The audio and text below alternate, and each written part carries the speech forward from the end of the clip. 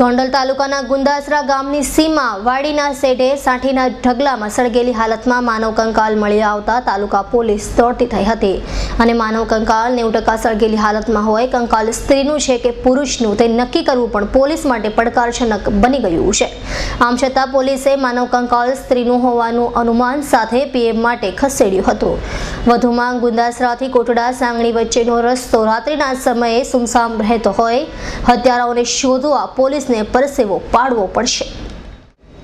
ગોંડલથી 22 kilometre દૂર આવેલ ગુંદાસરા ગામે રહેતા સુજીત બારસિયા સવારના સમયે પોતાની વાડીએ જતા હતા ત્યારે વાડીના સેઠે સાઠીનો ઢગલો સળગેલી હાલતમાં જોતા તેઓ તપાસ કરવા ગયા હતા.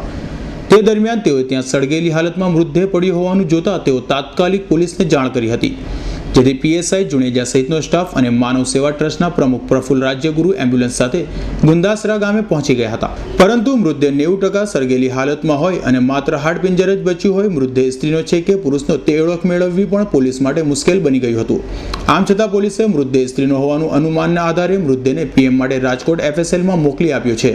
ગુંદાસરાની સીમમાંથી સળગેલી હાલતમાં મળેલું માનવ કંકાલે રહસ્યના અનેક આટાપાટા સર્જ્યા છે.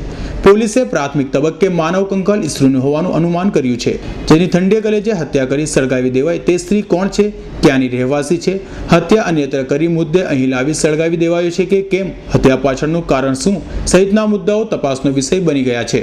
અત્રે ઉલ્લેખનીય છે કે ગુંદાસરાથી કોતરા સાંગણી વચ્ચેનો માર્ગ રાત્રિના સમયે સાવ સુમસામ અને નિર્જીન હોય છે અને આ માર્ગ ઉપરથી 6 માસ પહેલા એક પુરુષનો ગંભીર ઈજા સાથે મૃતદેહ મળ્યો હતો, જેમાં પોલીસે અકસ્માતનો ગુનો નોંધ્યો હતો. ત્યારે આ બનાવમાં પોલીસ કઈ રીતે તપાસ કરશે તેના પર સૌની નજર મંડાઈ છે.